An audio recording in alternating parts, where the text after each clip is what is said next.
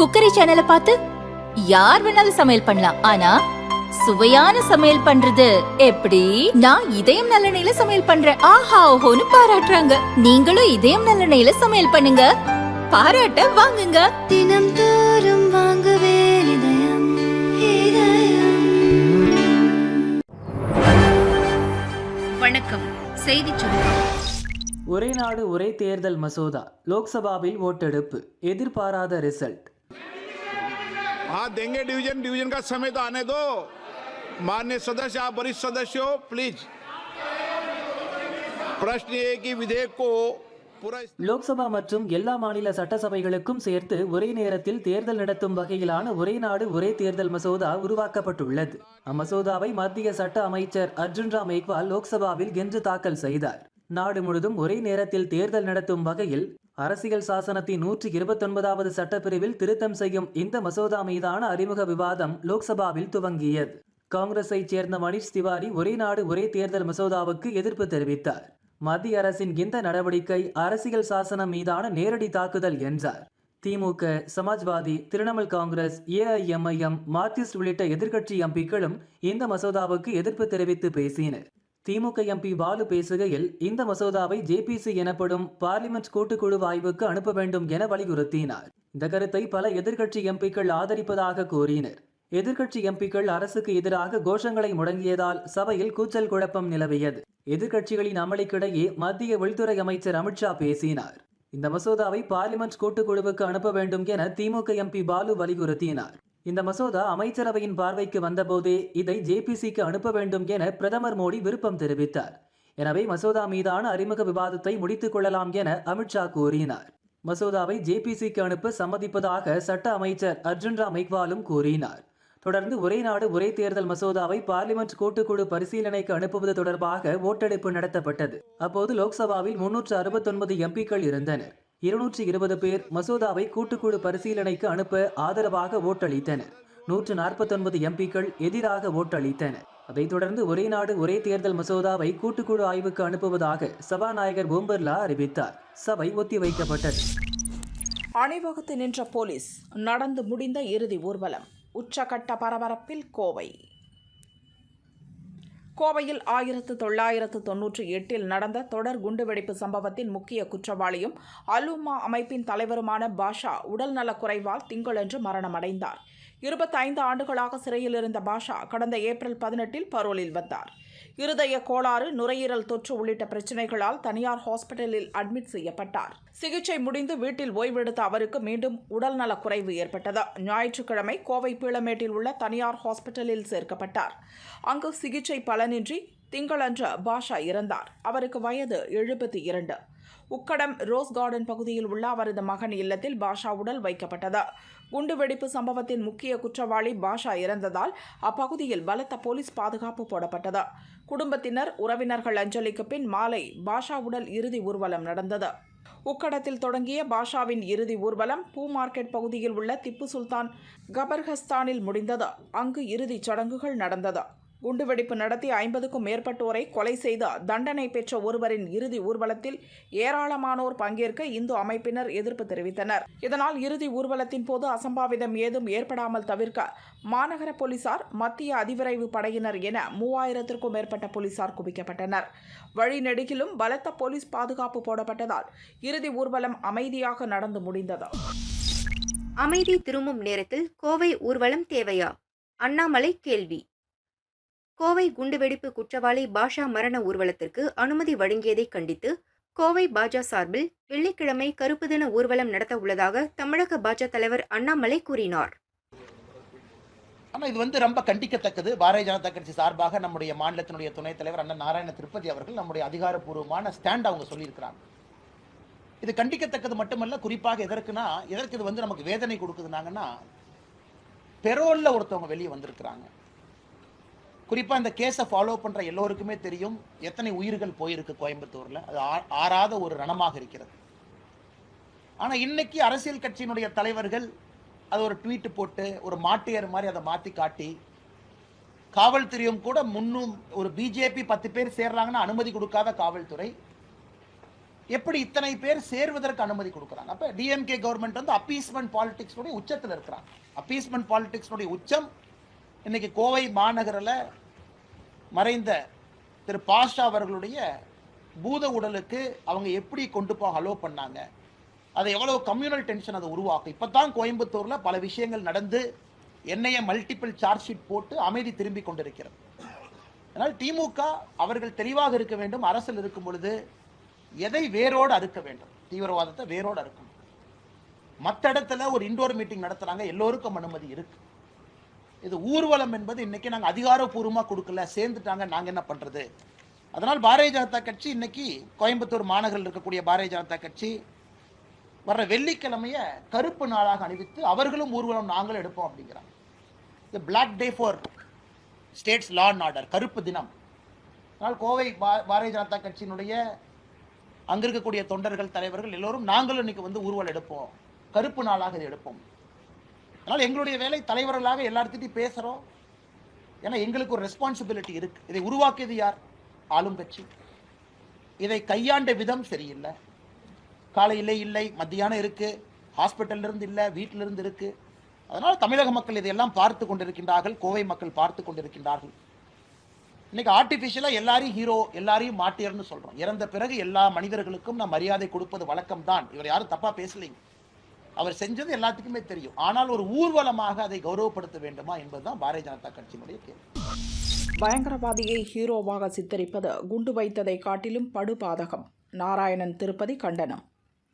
தமிழக பாரதிய ஜனதா துணைத் தலைவர் நாராயணன் திருப்பதி வெளியிட்ட அறிக்கையில் கூறியுள்ளதாவது: கோவை குண்டுவெடிப்பிற்கு காரணமான பாஷா நேற்று இறந்த நிலையில் சில அரசியல் கட்சிகளை சார்ந்தவர்கள் அந்த நபரை ஏதோ கதாநாயகன் போல் போற்றுவதும் போராளி என்று குறிப்பிட்டு புலங்காகிதம் அடைவதும் வன்மையாக கண்டிக்கத்தக்கது.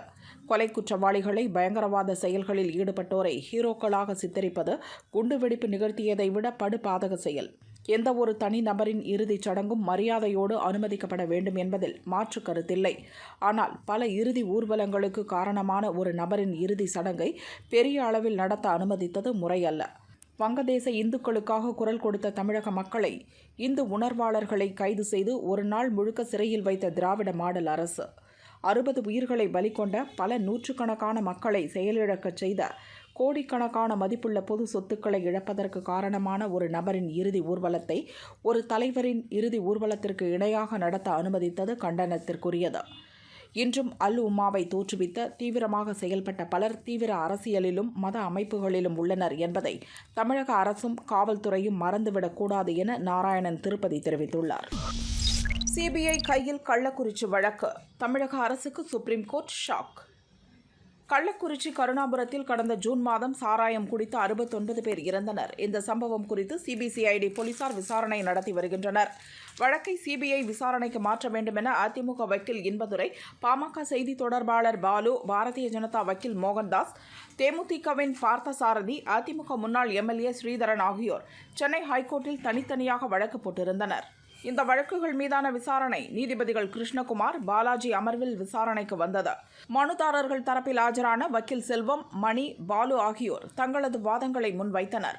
கள்ளக்குறிச்சி சம்பவத்துக்கு முன்னதாகவே 2023 மரக்காணம் அருகே இதேபோல சாராயம் குடித்து 30 பேர் இறந்தனர். அதன் தொடர்ச்சியாக இந்த ஆண்டு கள்ளக்குறிச்சியில் 67 பேர் பலியான சம்பவம் நடந்துள்ளது.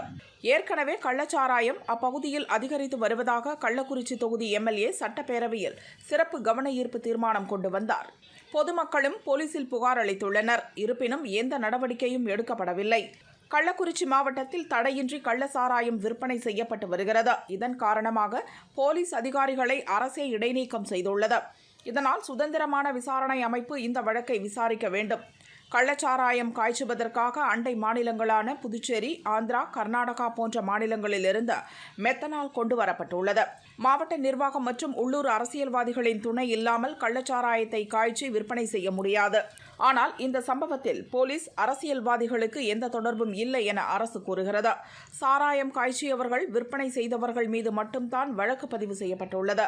சாராய இறப்பு சம்பவத்துக்கு காரணமான அதிகாரிகள் மீதும் தொடர்புடைய முக்கிய நபர்கள் மீதும் எந்த நடவடிக்கையும் எடுக்கப்படவில்லை. இந்த சம்பவத்தில் 67 பேர் வரை இறந்துள்ளதால் வழக்கு விசாரணையை சிபிஐக்கு மாற்ற வேண்டும் என ஹைகோர்ட் நீதிபதிகள் முன் வாதிடப்பட்டது. இதையடுத்து அரசு தரப்பு வக்கீல்கள் ஆஜராகி குற்றச்சாட்டுகளுக்கு பதிலளித்தனர். சாராய இறப்பு சம்பவத்துக்கு காரணமான நபர்கள் கைது செய்யப்பட்டுள்ளனர். பாதிக்கப்பட்டவர்களுக்கு உரிய இழப்பீடு வழங்கப்பட்டுள்ளது. எதிர்காலத்தில் இதுபோன்ற நிகழ்வுகள் நடக்கக்கூடாது என ஓய்வு பெற்ற நீதிபதி கோகுல்தாஸ் தலைமையில் ஆணையம் அமைக்கப்பட்டுள்ளது. கலெக்டர் டிரான்ஸ்பர் செய்யப்பட்டுள்ளார். மாவட்ட எஸ்பி உள்ளிட்ட அதிகாரிகள் சஸ்பெண்ட் செய்யப்பட்டுள்ளனர். வழக்கை விசாரிக்க சிபிசிஐடி டிஎஸ்பி தலைமையில் 50 பேர் அடங்கிய 16 தனிப்படைகள் அமைக்கப்பட்டுள்ளது. கைது செய்யப்பட்ட 24 பேரில் 11 பேர் குண்டர் தடுப்புச் சட்டத்தில் சிறையில் அடைக்கப்பட்டுள்ளனர். புலன் விசாரணை முடிந்து இறுதி அறிக்கை தாக்கல் செய்யப்பட உள்ள நிலையில் இந்த வழக்கை சிபிஐக்கு மாற்றுவதால் எந்த பயனும் இல்லை என தமிழக அரசு தரப்பில் கூறப்பட்டது. அனைத்து தரப்பு வாதங்களும் முடிவடைந்த நிலையில் ஹைகோர்ட் நீதிபதிகள் கிருஷ்ணகுமார், பாலாஜி ஆகியோர் அடங்கிய அமர்வு நவம்பர் 20 கள்ளக்குறிச்சி சாராய வழக்கை சிபிஐக்கு மாற்றி தீர்ப்பளித்தது. உள்ளூர் போலீசாருக்கு எதுவும் தெரியாமல் கள்ளச்சாராய மரணங்கள் நடந்துள்ளது என கூறுவதை ஏற்க முடியவில்லை. தமிழக போலீசார் கண்டும் காணாமலும் இருந்துள்ளனர் என்பது தெளிவாகிறது என நீதிபதிகள் தெரிவித்தனர். இந்த வழக்கின் அனைத்து ஆவணங்களையும் சிபிசிஐடி போலீசார் உடனடியாக சிபிஐ அதிகாரிகள் வசம் ஒப்படைக்க வேண்டும். சிபிஐ அதிகாரிகள் விசாரணை நடத்தி தவறு செய்தவர்கள் மீது தகுந்த நடவடிக்கை எடுக்க வேண்டும் என நீதிபதிகள் தீர்ப்பளித்தனர். இதனை எதிர்த்து தமிழக அரசு தரப்பில் சுப்ரீம் கோர்ட்டில் மேல்முறையீடு செய்யப்பட்டது. கள்ளக்குறிச்சி சாராய வழக்கை சிபிஐ வசம் ஒப்படைத்தால் அதன் விசாரணை முடிய காலதாமதமாகும். எனவே தமிழக போலீசே விசாரணையை தொடர்ந்து நடத்த அனுமதி அளிக்க வேண்டும் என மனுவில் கூறப்பட்டிருந்தது. இந்த வழக்கு சுப்ரீம் கோர்ட் நீதிபதிகள் பர்திவாலா, மகாதேவன் அமர்வில் விசாரணைக்கு வந்தது. தமிழக அரசு சார்பில் வக்கீல் குமணன் ஆஜரானார். கள்ளக்குறிச்சி சாராய வழக்கில் தமிழக போலீசாரின் விசாரணை முடிந்துவிட்டது. தமிழக போலீசாரின் விசாரணையில் எவ்வித தவறும் இல்லை என விளக்கம் கொடுத்தார். இதனை ஏற்க மறுத்த சுப்ரீம் கோர்ட் நீதிபதிகள் சென்னை ஹைகோர்ட் உத்தரவில் தலையிட வேண்டிய அவசியம் இல்லை, தமிழக அரசின் மேல்முறையீட்டு மனுவை தள்ளுபடி செய்கிறோம் என தீர்ப்பளித்தனர். இதனால் கள்ளச்சாராய வழக்கு சிபிஐ விசாரணைக்கு செல்வது உறுதி செய்யப்பட்டுள்ளது. இனியும் இது தொடர்ந்தால் பிளாஸ்டிக் மருத்துவ கழிவுகளை கேரளாவில் கொட்டுவோம். பாஜக மாநில தலைவர் அண்ணாமலை வெளியிட்டுள்ள அறிக்கையில் கூறியிருப்பதாவது: நமது தென் மாவட்டங்கள் கேரளாவின் பயோமெடிக்கல், பிளாஸ்டிக் மற்றும் இறைச்சி கழிவுகளின் குப்பை கிடங்காக மாற்றப்பட்டிருக்கின்றன. தினம் தினம் லாரிகளில் கொண்டு வந்து கொட்டப்படும் இந்த கழிவுகளை தடுத்து நிறுத்த வேண்டிய சோதனை சாவடிகள் வெறும் வசூல் மையங்களாக மட்டுமே மாறிவிட்டன. ஏற்கனவே காவிரி நீர் உள்ளிட்ட தமிழகத்தின் உரிமைகளை தனது கூட்டணி கட்சிகள் ஆளும் மாநிலங்களுக்கு முதல்வர் ஸ்டாலின் விட்டுக் கொடுத்து கொண்டிருக்கிறார். இப்போது கேரள எல்லையான கன்னியாகுமரி, தென்காசி மற்றும் திருநெல்வேலி மாவட்டங்களை கேரள கம்யூனிஸ்ட் அரசின் குப்பை கிடங்காக மாற்றவும் அனுமதித்திருக்கிறார். ஒருபுறம் தென்காசி, கன்னியாகுமரி மாவட்டங்களிலிருந்து கேரளாவுக்கு சட்டவிரோதமாக கனிமங்கள் கடத்துவதை கண்டும் காணாதது போல் இருக்கிறது இந்த அரசு. இன்னொரு பக்கம் தமிழகத்தை குப்பை கொட்டும் இடமாக பயன்படுத்திக் கொள்ள சுதந்திரமாக அனுமதியளித்துள்ளது. அதிகாரிகளிடமும் முதல்வர் தனிப்பிரிவுக்கும் பலமுறை புகார் அளித்தும் இதை தடுத்து நிறுத்த எந்த நடவடிக்கைகளும் எடுக்கப்படவில்லை. முழுக்க முழுக்க திமுக அரசுக்கு தெரிந்தே நடக்கின்றன. கேரள மாநிலத்தின் குப்பை கிடங்காக தமிழக எல்லையோர மாவட்டங்கள் மாற்றப்படுவதை திமுக அரசு உடனடியாக தடுத்து நிறுத்த வேண்டும். இனியும் இதே போன்ற நிகழ்வுகள் தொடர்ந்தால் வரும் ஜனவரி முதல் வாரத்தில் மக்களை திரட்டி மருத்துவ கழிவுகள் மற்றும் குப்பைகளை லாரிகளில் ஏற்றிச் சென்று கேரளாவில் கொண்டு கொட்டுவோம். முதல் லாரியில் நானும் செல்வேன் என்பதை திமுக அரசுக்கு தெரிவித்துக் கொள்கிறேன் எனவும் அண்ணாமலை கூறியுள்ளார். பிடிவாரண்ட் பிறப்பித்த கோர்ட், சவுக்கு சங்கர் மீண்டும் கைது.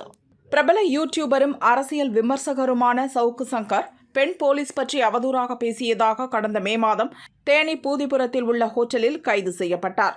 அப்போது அவரது காரில் 2.5 கிலோ கஞ்சா இருந்ததாக போலீசார் தனியாக வழக்கு பதிந்தனர். இது தொடர்பாக சவுக்கு சங்கர், அவரது உதவியாளர்கள் ராம் பிரபு, ராஜரத்தினம் மற்றும் கஞ்சா கொடுத்ததாக மகேந்திரன் ஆகியோர் மீது வழக்கு பதிவு செய்யப்பட்டது. குண்டர் சட்டத்தின் கீழும் அவர் மீது வழக்கு பதியப்பட்டது. சவுக்கு சங்கரின் தாயார் சுப்ரீம் கோர்ட்டில் முறையிட்டதை தொடர்ந்து குண்டர் சட்டம் ரத்து செய்யப்பட்டு கடந்த செப்டம்பரில் ஜாமீனில் விடுவிக்கப்பட்டார். சங்கர் மீதான கஞ்சா வழக்கு மதுரை மாவட்ட போதைப்பொருள் தடுப்பு சிறப்பு கோர்ட்டில் நடந்து வந்தது. இந்த வழக்கு விசாரணைக்கு அவர் தொடர்ச்சியாக ஆஜராகவில்லை. அவருக்கு பிடிவாரண்ட் பிறப்பித்து நீதிபதி உத்தரவிட்டார். இதையடுத்து சவுக்கு சங்கரை கைது செய்த போலீசார் தேனாம்பேட்டை காவல் நிலையத்திற்கு விசாரணைக்கு அழைத்துச் சென்றனர். நான் தான் சிஎம்னு வந்திருக்கான். விஜய் பற்றி பரபரப்பு பேச்சு, ஆவடி நாசர் சர்ச்சை. திமுக தொண்டர்களை கல்வீசி தாக்கியதாலும் இன்னும் சில சர்ச்சைகளில் சிக்கியும் அமைச்சர் பதவியை இழந்த ஆவடி நாசர் கடந்த செப்டம்பரில் மீண்டும் அமைச்சரானார். பூந்தமல்லியில் நடந்த திமுக பொதுக்கூட்டத்தில் எம்ஜிஆர், விஜய் பற்றியும் நடிகர் நடிகைகள் பற்றியும் சர்ச்சைக்குரிய வகையில் பேசினார். அம்மா இந்த படத்தை பார்த்தீங்களா அப்படின்னு. என்ன அந்த படத்துல என்னன்னாக்கா போட்டிருக்காங்கக்கா, ஒரு கப்பல், அந்த கப்பலை திராவிட முன்னேற்ற கழகம் போட்டிருக்கு. அந்த கப்பலை இயக்குறவர் யார்? மாலுமியாரானா கருணாநிதி, கலைஞர். அந்த கருணாநிதி இந்த படத்தை போட்டு அந்த படம் ஒரு ஆங்கில பத்திரிகை செய்தி காற்றுள்ளது. அந்த கப்பல் கொஞ்சம் கொஞ்சமா மூழ்கி போகுது. அந்த கப்பல் திமுக கப்பல் மூழ்கி போயிடுது, கலைஞர் மூழ்கிறார் அப்படின்னு ஒரு படத்தை காட்டுறாங்க. அப்போ அந்த அம்மா பார்த்து என்ன தெரியுமா சொன்னாங்க? ஏன்னா அந்த பண்டிட் ஜவஹர்லாலுடைய புள்ள பொண்ணு மோதிலாலுடைய பேத்தி, அது எப்படியா கூட புதுசாக என்ன பண்ணிச்சு பார்த்துட்டு சொல்லி, இந்த படம் பார்ப்பது நல்லா அருமையா இருக்கு, ரசிக்கலாம், அதே செய்ய முடியும். மெத்தட இந்த கப்பல் மூழ்கு, திராவிட முன்னேற்ற கப்பல் என்ற கப்பல் மூழ்கினாலும் இந்த கப்பலை நீர்மூழ்கி கப்பலாக்கின்ற பெருமை கலைஞரிடம் உண்டு என்று சொன்னார் அந்த அம்மா. யாரு? திருமதி இந்த 8 மணி நேரத்தில் பாகிஸ்தான் காலை உள்ள வச்ச மகத்தான மாபெரும் தலைவி, அவங்களையே நாங்கள் மேற்கொண்டவங்க. இன்னும் சொல்லுவோம், தொப்பியை கழட்டி விட்டா 1 man ஷோ போதும் எம்ஜிஆர் அந்த அளவுக்கு அரசியல் போனவங்க. இன்னைக்கு ஒன்றும் இல்லை, வித்து வைக்கிறதுல. இன்னைக்கு சினிமாவில் பார்த்தீங்கன்னா சினிமாக்காரிகள்லாம் போர்டு ஓட்ட ஐட்டம் வச்சுங்க, சினிமாவில் இங்கே வந்துடுவா. எதுக்கு? நல்லெண்ணெய் வியாபாரத்துக்கு, அந்த விளம்பரத்துக்கு வந்துடுவாங்க. இந்த பாத்திரங்கள் எல்லாம் விளம்பரத்துக்கெல்லாம் வந்து இது வாங்கிக்க அது வாங்கின்னு சொல்லுவாங்க சின்ன டிவியில். அதே மாதிரி போராட்டம் அரசு சினிமாக்காரெல்லாம் போட விட்டான்னு வச்சுக்கோங்க, எங்கடா போறானா நேரம் அரசியலுக்கு தான் வரான். நான் அடுத்த முதல்வர் ஒருத்தன் அப்படிதான் வந்துருக்கிறான். வந்து நான் நம்ம ஊருக்கு மொத்தம் தொகுதிக்கு 2000 ஓட்டு வாங்கலாம் அதிகம். ஆக இவனுங்கெல்லாம் வந்து எங்களை வந்து குறை சொல்லுவாங்க. அமைப்பு ரீதியான இயக்கம் திராவிட முன்னேற்றம், கொள்கை பிடிப்புள்ள இயக்கம். அப்படியாப்பட்ட மிசா காலத்துல கூட இந்த திராவிட முன்னேற்ற கழகத்தை யாராலையும் ஆட்டு வாசிக்க முடியல. அகில இந்தியா மாநில அந்த வட மாநிலத்தில் தலைவர்கள்லாம் இங்க வந்தாங்க, இங்க இருக்கிற தலைவர்கள்லாம் வடநாட்டுக்கு போனாங்க. ஏன்னா தெரிஞ்சு தன்னை மறைத்துக் கொண்டார்கள். ஆனா அந்த நேரத்தில் கூட எதிர்த்து நின்று போராடிய ஒரே இயக்கம் திராவிட முன்னேற்ற கழகம். அப்படியேப்பட்ட இயக்கம் திராவிட முன்னேற்ற கழகம்.